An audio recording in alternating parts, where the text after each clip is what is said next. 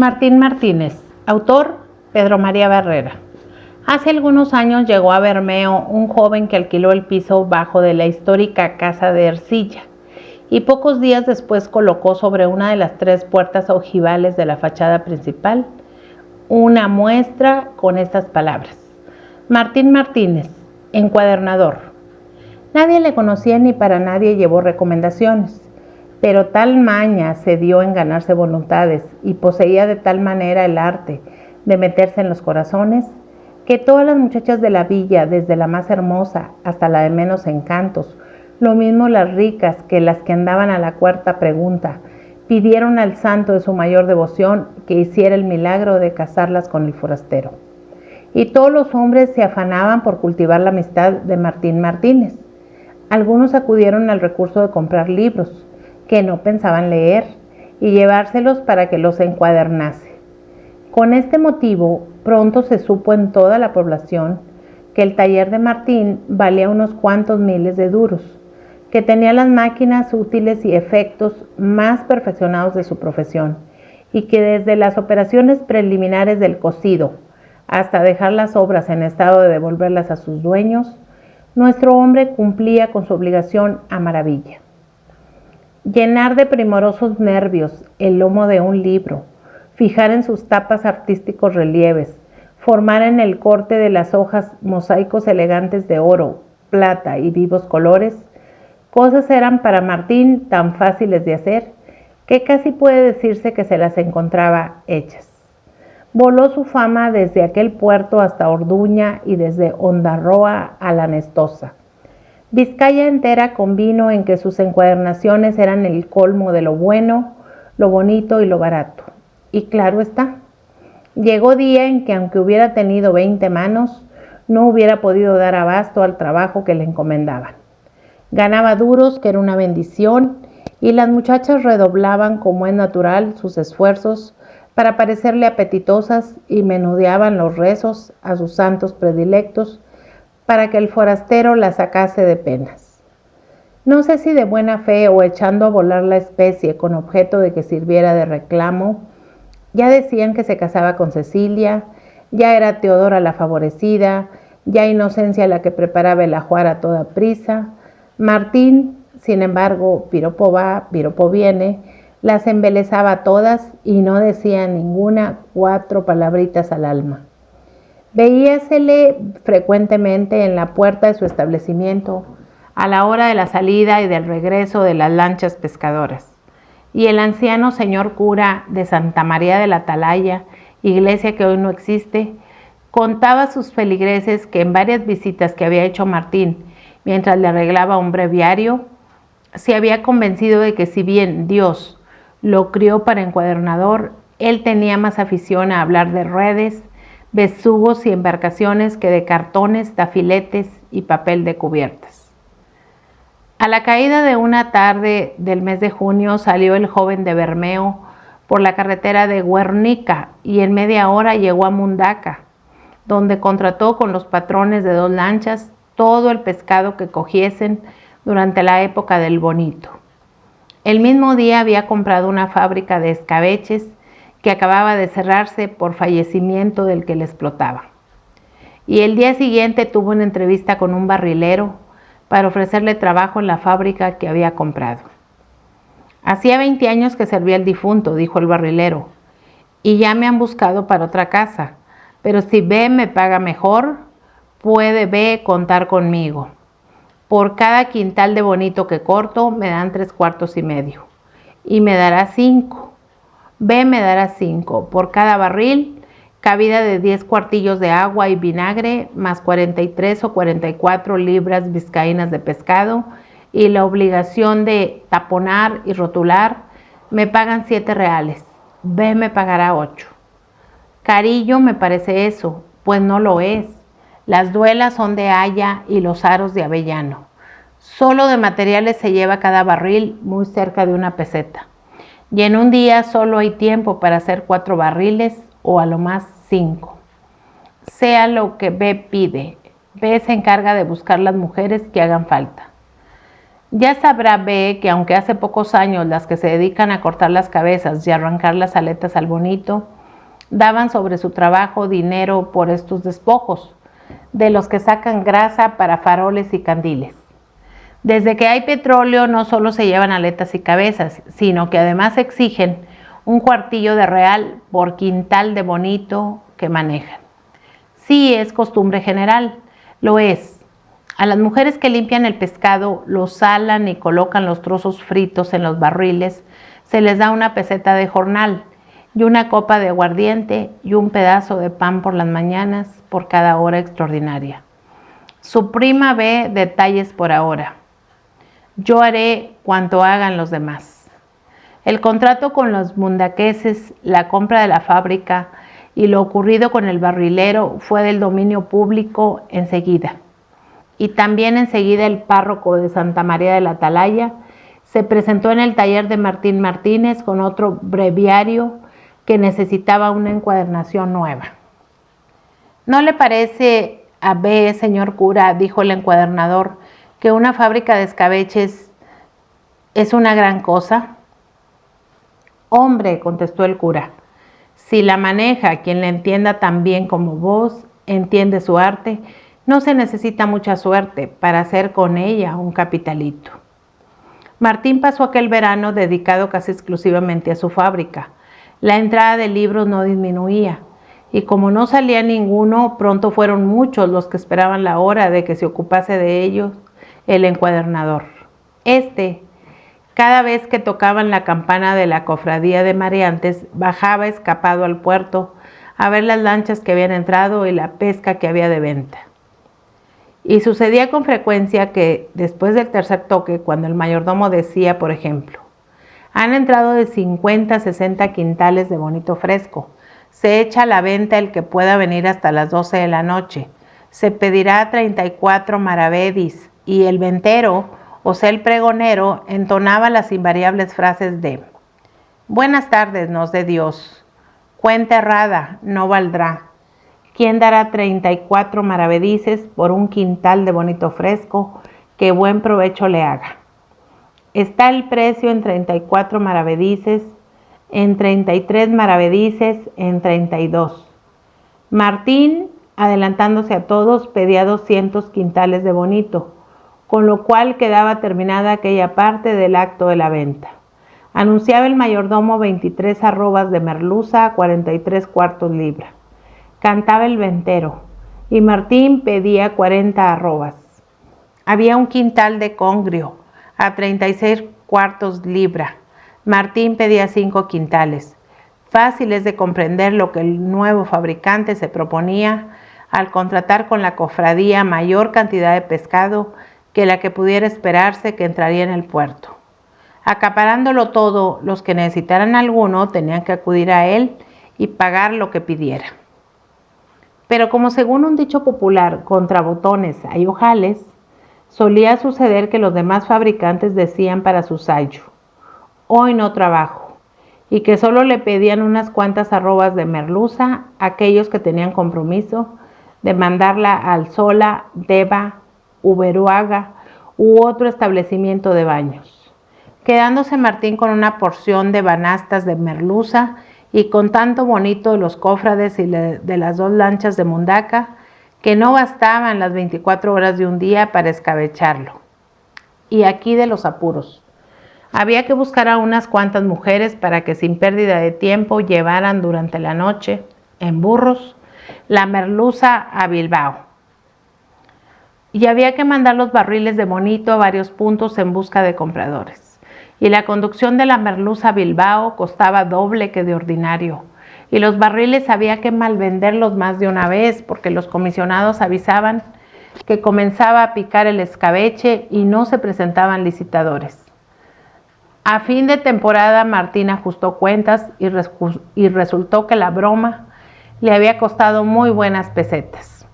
Resultó también que había dejado de ganar algunos miles de reales de encuadernaciones. Resultó, además, que muchos de los que le habían mandado libros le escribieron unas cartas que ardían en un candil, y resultó, por último, que se dio la fábrica al primero que quiso comprarla, en menos de la mitad de lo que valía. Pasó todo el invierno sin salir apenas de su piso bajo de la histórica casa de Ercilla. Y como por una parte el trabajo continuado cunde mucho y por otra los envíos de libros al encuadernador eran cada vez menores, cuando llegó la primavera ya había devuelto Martín las obras que amontonó durante su periodo de escabechero. Los que se habían quejado del retraso con que sus volúmenes volvían a su poder, dieron el enojo al olvido, y hasta las quejas contra la desidia del hombre habíanse sucedido las alabanzas que merecía tan notable artista. Y no sé si por exceso de buena estrella o por aquello del don especial de ganar voluntades y meterse en los corazones que tenía Martín Martínez, es lo cierto que no solo se habían convertido en alabanzas las quejas, sino que todo el mundo se dio a compadecer al pobre joven por las pérdidas que sufriera al comerciar en géneros de agua salada, de tal modo que en su taller comenzaron a llover de nuevo libros y más libros para encuadernarlos. Y en las muchachas bermeanas más bonitas y más ricas se recrudeció con tanto ímpetu el afán de apoderarse de aquel corazón volandero, que la que no subió durante un novenario la áspera cuesta que conduce al barriecillo y templo de la Albóniga a pedir a la Virgen que hiciera el milagro que es de suponer, fue porque tuvo más fe en hacer una peregrinación de montaña en montaña hasta llegar al peñón de Gastelugache, que dentro del mar ostenta como corona la ermita del Bautista, a la que se sube por una serie de rampas combinadas con la friolera de 209 escalones rodeados de despeñaderos y rabioso olaje. Pobres señoritas, dignas por su hermosura, su juventud, sus virtudes y hasta su dinero, de que les diera el inmediato ascenso a señoras el más enamorado y tierno y sensible de todos los Macías pasados, presentes y futuros. Pero Martín, mal pecado, continuó piropo va, piropo viene, embelezándolas a todas y sin decir a ninguna 4 palabritas al alma. Cundió un día por la villa la noticia de que una casería, colocada en el centro de muchas y buenas heredades en la hermosa vega que se extiende a la derecha de la carretera que por Munguía conduce al Bilbao, estaba a la venta con todas sus pertenencias. Eran propiedad de un ricacho domiciliado en la corte, y no faltó quien le escribiese haciéndole proposiciones para la adquisición del inmueble. La respuesta, que no se hizo esperar, puso de manifiesto que Martín Martínez había llegado antes y era ya dueño de las heredades y la casería. Enseguida tuvo necesidad el anciano párroco de Santa María de la Atalaya de echar nueva encuadernación a un breviario, y cuando entró con su libro en casa del artista, encontró a este arreglando una maletilla de viaje y en traje de marcha. «Aquí viene esta obra», dijo el párroco. «Y aquí se va este hombre», replicó Martín. «¿Quiere ver algo para París? A Francia, babé. Volveré dentro de una semana y dígame, señor cura, ¿no le parece que una huerta bien cultivada es una gran cosa? Hombre, si el hortelano es tan hortelano como el encuadernador, bien puede hacer de una huerta a la base de una fortunita». Después de esta entrevista, que se prolongó hasta que terminó el arreglo de la maleta, el párroco contó a sus feligreses que en vez de hablar de redes, besugos y embarcaciones, Martín ya no hablaba más que de albaricoques, espárragos y berenjenas. Volvió el viajero con 2 franceses, padre e hijo, que se instalaron en la casería y que desde el primer momento se dedicaron a cercar las heredades con tapias en unos puntos y con setos vivos en otros. Reconstruyeron el suelo preparándolo para el cultivo intensivo. Hicieron estufas calientes e invernáculos. Cubrieron las tapias con espalderas y ocuparon una buena parte de la casería con campanas de vidrio de las llamadas de botón. La mitad de las heredades se destinaron a hortalizas, la otra mitad a árboles frutales.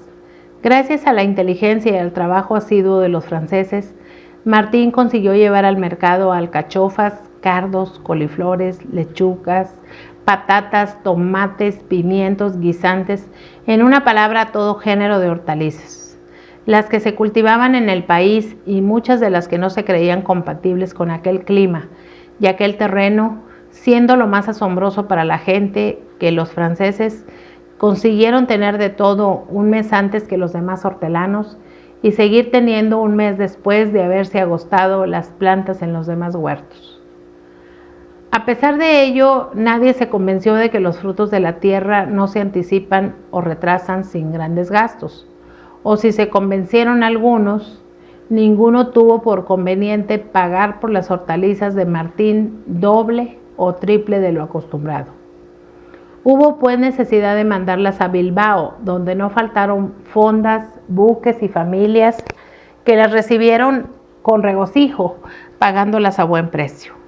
El encuadernador horticultor tomó tan a pecho el darse aires de inteligente en su nueva profesión, que más de una vez enderezó a algunas personas que le pronosticaban un barquinazo la siguiente advertencia: ya cambiarán ustedes de modo de pensar cuando vean que mi finca produce en junio la pera moscatelilla, en julio la de flor, en agosto la de don Guindo, en septiembre la de agua, en octubre la de azúcar verde, en noviembre la de manteca, en diciembre la de jardín, en enero la real de invierno, y en febrero, marzo y abril la de colmar y la de bergamota de Holanda.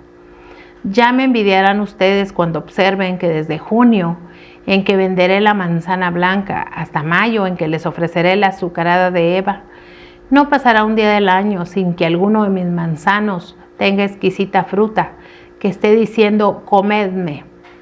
Ya verán ustedes qué melocotones, qué ciruelas, qué cerezas, qué guindas y qué fresa mando yo al mercado. Desgraciadamente los números, que no tienen entrañas, demostraron a Martín que en un año había gastado un dineral en su empresa agrícola y que, lejos de obtener los rendimientos correspondientes al capital invertido en la finca, los productos de la misma no alcanzaban a pagar los crecidos salarios que había tenido precisión de señalar a los franceses para conseguir que vinieran a España. Calculaba Martín que si al principio todo había sido gastar, en lo sucesivo todo sería recoger. Había pasado el periodo de instalación con sus enormes dispendios y podía asegurarse de que cada nuevo día las salidas serían como granos de arena de las playas de Baquio y los ingresos como peñascos del cabo de Machichaco.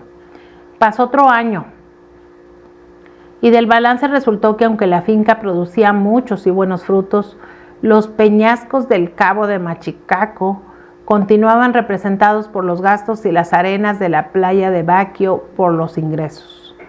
Martín vendió su magnífica posesión a los franceses, que la compraron por poco dinero, pagado en muchos plazos, y dando la circunstancia de que la fábrica de escabeches, que antes había mal vendido, estaba enriqueciendo al que se la compró, llegó a pensar, aunque no se lo dijo a nadie, que había hecho mal en meterse a hortelano y que había hecho peor en dejar de ser escabechero. Coincidió con la venta de la cacería y las huertas la presencia del párroco de Santa María de la Atalaya en el taller de Martín. Esta vez el venerable anciano no llevaba un breviario. Iba a preguntar si estaba ya encuadernado el que le llevó hacía 2 años. Dentro de una semana se lo mandaré a vos, dijo Martín. Observó el sacerdote que en un rincón del taller había varias pilas de libros en rústica, cubiertos de polvo, que las máquinas, las pieles y todos los utensilios de encuadernar también estaban cubiertos de polvo, y que el encuadernador acababa de escribir una porción de cartas en cuyos sobres iba pegando sellos de branqueo. Escribe vos, dijo sonriéndose el cura, a los dueños de estos volúmenes, ofreciéndoles, como a mí, cumplir con ellos dentro de una semana. No, señor, la mayor parte de esos caballeros me ha dirigido cada insolencia que canta el credo, y como yo he de contestarles con otra insolencia que cante la salve, no puedo escribirles, sino que vayan por delante sus obras. Y diga vos, señor cura, ¿sería negocio en Bermeo abrir un establecimiento surtido de géneros de comer y beber, capaces de despertar la gula al hombre de menos apetito? Hombre, aunque la gula es pecado mortal, también es pecado mentir. Y yo mentiría si no contestase a vos que, en mi opinión, una buena tienda de esas que vos dice, manejándola quien la entienda como vos entiende las encuadernaciones, puede dar grandísimas ganancias. Desde aquella visita el cura se creyó obligado a contar a sus feligreses que Martín Martínez había dejado de hablar de albaricoques, espárragos y berenjenas para hacerlo solo de otros comestibles más nutritivos. Pronto lució sobre otra de las 3 puertas ojivales de la fachada principal de la casa de Ercilla un rótulo con letras grandes que decía: lo mejor del mundo. Explicación o secuela de esta leyenda presuntuosa y vaga, Martín repartió con profusión en toda Vizcaya un catálogo, según el cual lo mejor del mundo era: vino de Chipre a 30 reales botella, Jerez añejo a 44, champán a 46, Oporto a 50, Madeira a 64, Burdeos a 66, Borgoña a 68, Sauternes a 88 y Rin a 5 duros. También, según el catálogo de Martín, forman parte de lo mejor del mundo las siguientes bebidas: el ajenjo suizo a 25 reales el litro, la aniseta de Burdeos a 30 y la de Ámsterdam a 33, la chartreuse blanca a 34, la amarilla a 38 y la verde a 47, el marrasquino de Sara a 32 y el curazao a 34, la ginebra, el ron, el coñac y la cerveza, la sopa de tortuga, de tapioca, de hierbas y de caldo inglés, las conservas en vinagre de picles, coliflor, pepinillos y alcaparras, las anchoas y aceitunas en aceite, las salsas y pastas de carnes y pescados, los faisanes, capones, jamones y lenguas trufadas, las terrinas de foiegras y de alondras, los salchichones de Cambridge, Lyon y Génova, los quesos de parmesán, brie, chester y roquefort, las galletas ingleses y los bombones franceses, todo cuanto se expende en estos establecimientos ómnibus que no venden nada que no cueste un sentido y que no tienen nada, absolutamente nada, que sea un artículo de primera necesidad. Todo esto había llevado Martín a Bermeo, anunciándolo pomposamente como lo mejor del mundo. Error crasísimo. Aquellos géneros en aquel país donde con un pedazo de pan de maíz y un par de sardinas pasa cualquier mortal un día en el mar o labrando la tierra, en aquella villa donde apenas se conocen de nombre, y eso por una docena de personas, ciertos refinamientos que siempre serán enemigos de las costumbres y los gustos sencillos de los pueblos, solo podían servir para que el almacenista tragara saliva oyendo pullas e indirectas más o menos desvergonzadas. Y esto es lo mejor del mundo, decía un mozalbete. Lo mejor del mundo son los ojos de mi novia. No cambio yo una torta de chicharrones y un trago de chacolí tinto por todas estas pinturerías y golosinas, añadía un campesino. Engaña muchachos y saca dineros, vociferaba al paso una mujer del puerto que llevaba un mamón en los brazos y una canasta de pescado en la cabeza. Tuvieron suerte un día los pescadores, tanta suerte que los más ancianos no recordaban marca de más provecho. Las ventas de la cofradía importaron muchos miles de duros y para celebrarlo compraron en el almacén de Martín algunas docenas de botellas de Burdeos y champán. Ya van entrando por el aro, decía el dueño de lo mejor del mundo. Pero cuando esto decía, los que iban entrando por la puerta de su establecimiento eran un grupo de pescadores completamente embriagados, alborotando y amenazando con no dejar hueso sano al pícaro forastero si no les devolvía lo que, según ellos, les había robado por unas botellas de vinagre flojo y de agua gaseosa tan floja como el vinagre. «Eche vos, margaritas a puercos», gritaba Martín. «Vinagre y agua, el Burdeos y el champán, legítimos, de las marcas más acreditadas». Otro día se presentó el mayoral del coche correo con encargo de recoger, estuvieran como estuvieran, varios libros de gente de Sornosa, Otro día fue a Bermeo un vecino de Lequeitio sin más objeto que reclamar a Martín varios volúmenes que le había enviado hacía más de un año. Ponerle como chupa de dominó y obsequiarle con una bofetada. Consiguió las tres cosas y consiguió también que el encuadernador, a su vez, le obsequiase a él con un garrotazo que le abrió la cabeza. La situación se hacía cada momento más insostenible.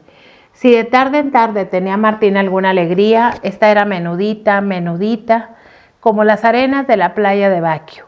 En cambio, salía lo menos a disgusto por día y el disgusto más insignificante era gordo, gordo como los peñascos del cabo de Machichaco.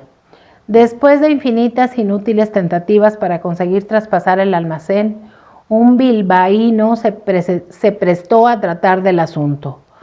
Previo detenido examen de todas las facturas para convencerse de que los géneros no estaban en comisión en poder del que los vendía. El almacén cambió de dueño, comenzando el bilbaíno por rebajar el 75% de los precios de fábrica y acabando por descontar del importe del 25% restante los gastos de embalaje y traslación a la capital de Vizcaya. A todo esto los franceses sacaban un río de oro de las frutas y hortalizas.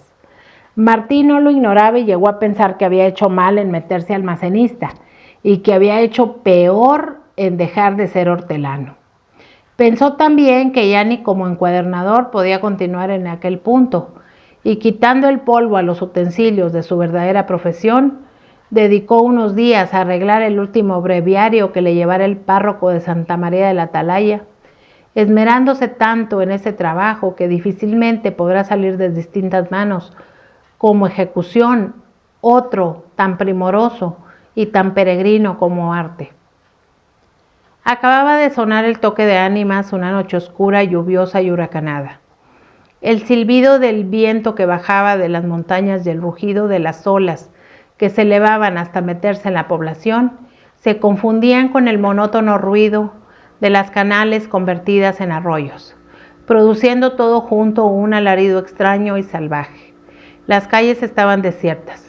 Martín, que había tomado un asiento en el ómnibus que salía a las 3 de la madrugada, fue a despedirse del cura de Santa María y a entregarle el breviario.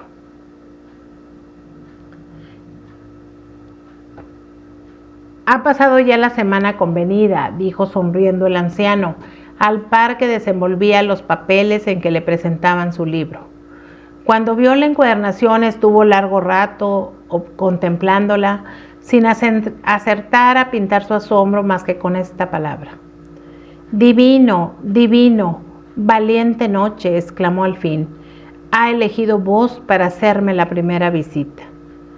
La primera y la última, contestó Martín. Antes de que amanezca habré salido de Bermeo para siempre. Yo creí como vos que una fábrica de escabeches, una huerta o una tienda producirían buenas ganancias. Alto ahí, dijo el cura.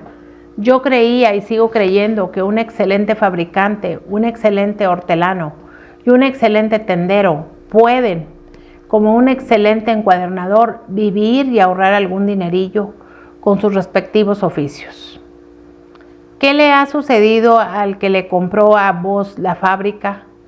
¿Qué tal les va a los franceses con los árboles y hortalizas? ¿Qué va a ganar en Bilbao el que se ha llevado el almacén? Vos ha cometido el error de emplear su tiempo y su dinero en edificar sin cimientos. ¿Qué culpa tiene en ello este pobre viejo? Ninguna. No vea vos en mis palabras una queja, no lo son.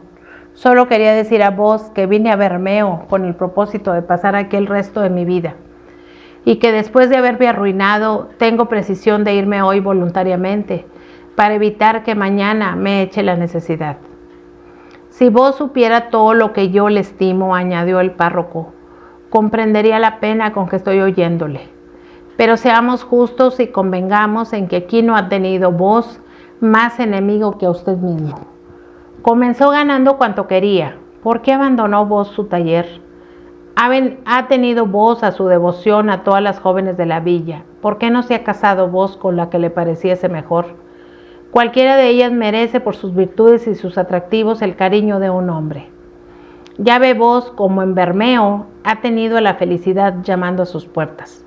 Su trabajo inteligente y honrado bastaba para satisfacer necesidades materiales. La familia que ha podido formar hubiera bastado para satisfacer las necesidades del alma. El joven dio un suspiro y exclamó: a lo hecho pecho. Al fin, natural es que salga con las manos en la cabeza el que deja lo cierto por lo dudoso. La visita fue larga. Martín quedó convencido de que el párroco de Santa María de la Atalaya tenía un corazón de oro, y el párroco quedó lamentando que se ausentara de Bermeo un hombre de tanto mérito como Martín. Las siguientes palabras que cambiaron fueron las siguientes: con que señor cura, venga un abrazo, y cuando oiga voz que citan a Martín Martínez como ejemplo de los que no prosperan por meterse en lo que no entienden, defienda vos a un amigo ausente. Tome vos mis brazos y con ellos mi bendición, y vaya vos persuadido de que sus buenas cualidades, que son exclusivamente suyas, se recordarán aquí todos los días, y de que su gran pecado se olvidará pronto, porque por desgracia son tantos los que lo cometen, que bajo este punto de vista, la mitad de los españoles debía llamarse Martín Martínez.